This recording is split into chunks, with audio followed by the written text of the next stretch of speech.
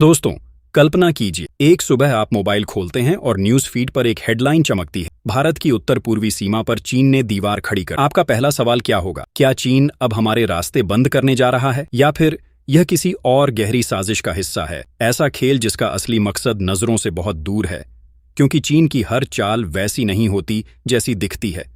उसके पीछे हमेशा कोई न कोई छिपा हुआ एजेंडा जरूर होता है, और इस बार उसकी चाल इतनी चुपचाप, इतनी गहरी और इतनी खतरनाक है कि अगर भारत ने समय रहते इसे समझा नहीं, तो सिर्फ एक सीमा नहीं, बल्कि पूरा उत्तर पूर्व भारत विनाश की चपेट में आ सकता है। कहानी सिर्फ दीवार की नहीं, नदी की भी है। आपको वीडियो अच्छा लगे तो कमेंट में जय हिंद लिखना न भूलें। ये कहानी किसी साधारण बॉर्डर वॉल की नहीं, ये कहानी है हिमालय के उस हिस्से की जहां से बहकर आती है भारत की जीवन रेखा, ब्रह्मपुत्र नदी। चीन में इसे यारलंग जांगबो कहा जाता है। ये वही नदी है जो तिब्बत के पहाड़ों से निकलकर भारत के दिल तक उतरती है, अरुणाचल को छूती हुई, असम को सींचती हुई, बंगाल की गोद में समा जाती। लेकिन चीन ने अब इसी नदी पर खेल शुरू किया है। खेल पानी का, खेल शक्ति का, और खेल नियंत्रण का। ग्रेट बैंड, धरती का सबसे खतरनाक मोड़ तिब्बत के ऊपरी हिस्से में, जहां पहाड़ आसमान को छूते हैं, वहां एक जगह है ग्रेट बैंड, धरती का सबसे बड़ा नदी मोड़। यहीं से चीन ने इतिहास के सबसे विशाल हाइड्रो पावर प्रोजेक्ट की नींव रखी है। सैटेलाइट तस्वीरें दिखा रही हैं कि इस क्षेत्र में सैकड़ों टन स्टील, सीमेंट और हजारों मजदूर दिन रात जुटे हुए हैं। पहाड़ों को काटा जा रहा है, सुरंगें बनाई जा रही हैं, और एक विशाल दीवार खड़ी हो रही है। पहली नजर में लगता है कि यह दीवार किसी प्राकृतिक आपदा से सुरक्षा के लिए है, लेकिन असलियत इससे कहीं ज्यादा भयानक है। यह सैन्य किलेबंदी नहीं, यह हाइड्रोलिक हथियार है, पानी की दीवार या युद्ध की दीवार। रिपोर्ट्स बताती हैं कि चीन ने जो दीवार बनाई है उसकी ऊंचाई लगभग 60 मीटर है, यानी 20 मंजिला इमारत जितनी।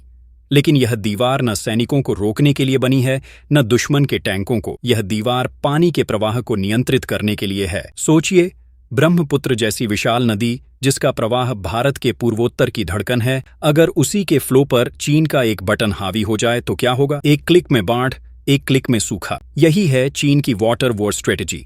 बिना गोली चलाए, बिना लड़ाई किए, एक पूरे इलाके को प्यासा या डूबा हुआ बना देने की शक्ति। जब युद्ध मन से लड़ा जाए, चीन का साइकोलॉजिकल वॉरफेयर यह सिर्फ इंजीनियरिंग नहीं, यह मनोवैज्ञानिक युद्ध है। चीन चाहता है कि भारत हमेशा इस डर में जिए कि अगर वो चाहे तो पानी रोक देगा।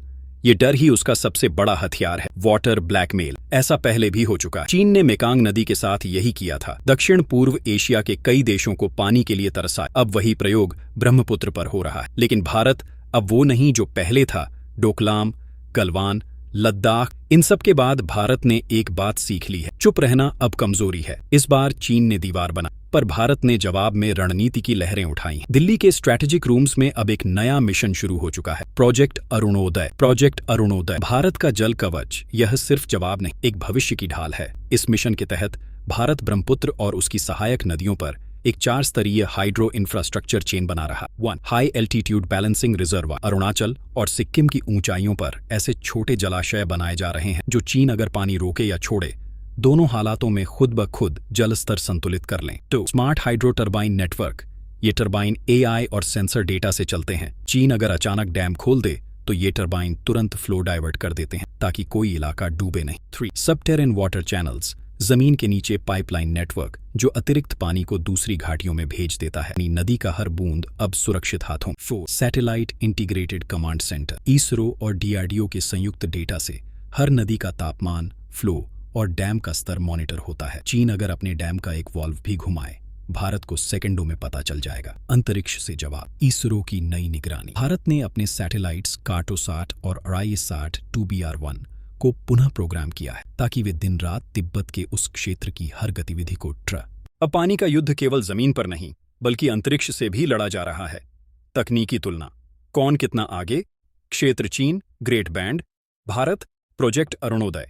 क्षमता 60 गीगावाट, 20 गीगावाट, और बढ़ती हुई turbine system J6, manual, Peyton air, modular, AI आधारित, flow control, single valve, multi valve, smart flow, निगरानी सीमित satellite. ISRO hybrid infrared system. पर्यावरण प्रभाव उच्च, प्रदूषण जीरो, कार्बन एक्वा रिसाइकिल आधारित। स्पष्ट है, भारत अब रक्षा नहीं, प्रतिशोधात्मक विकास की दिशा में बढ़ चुका है। वरुण सेंटिनल। पानी का क्वांटम प्रहरी भारत के वैज्ञानिकों ने तैयार किया है, एक क्रांतिकारी सॉफ्टवेयर वरुण सेंटिनल। यह एक क्वांटम कंप्यूटिंग आधारित एल्गोरिदम है जो सैकड़ों किलोमीटर दूर पानी की गति और दबाव को 3D मॉडल में दिखा सकता है। अगर चीन पानी रोकता है तो यह सिस्टम तुरंत रिवर्स फीडबैक देकर नदी का दबाव संतुलित कर देता है। अमेरिका की नेशनल इंटेलिजेंस रिपोर्ट 2024 ने लिखा, भारत की हाइड्रोलॉजिकल क्षमता अब एशिया में सबसे उन्नत है। गठबंधन जापान, रूस और दक्षिण एशिया। भारत ने अकेले नहीं बल्कि सहयोग से जवाब तैयार किया है। जापान स्मार्ट हाइड्रो अलायंस के तहत टरबाइन सेंसर टेक्नोलॉजी को अपग्रेड कर रहा है। रूस हाइड्रोथर्मल रिएक्टर को सैटेलाइट कंट्रोल से जोड़ रहा है। नेपाल, भूटान, बांग्लादेश भारत के साथ जुड़ चुके हैं सार्क वाटर चार्टर 2026 के तहत। अब चीन के सामने सिर्फ भारत नहीं, पूरा दक्षिण एशिया खड़ा है। पानी का कानून, हाइड्रो डिप्लोमेसी। भारत एक नया अंतर्राष्ट्रीय प्रस्ताव तैयार कर रहा है जिसके तहत कोई भी देश अंतर्राष्ट्रीय नदी का प्रवाह बिना सहमति के नहीं बदल सके। अगर यह प्रस्ताव पारित हुआ तो चीन पर हाइड्रो सैंक्शंस लग सकते हैं। उसके $62 बिलियन के निवेश पर ताला लग जाएगा। इसरो का अगला कदम। इसरो अब एक नई सैटेलाइट श्रृंखला पर काम कर रहा है, हाइड्रो ऑब्जर्वेशन कॉन्स्टेलेशन, जो पानी के रंग, तापमान और प्रवाह में बदलाव से बता सकेगा कि नदी प्राकृतिक बह रही है या चीन ने उसमें दखल दिया है। डीआरडीओ की गुप्त ढाल। डीआरडीओ एक ऐसी हाइड्रोइक शील्ड बना रहा है जो इलेक्ट्रोमैग्नेटिक फील्ड से नदी के प्रवाह को स्थिर कर सकती है। भविष्य में यही तकनीक वाटर मिसाइल्स की नींव बनेगी, ऐसी मिसाइलें जो बाढ़ को रोक सकें या दिशा बदल सकें। भारत का नया रूप। जहां चीन दीवार बना रहा है वहीं भारत लहरें उठा रहा है।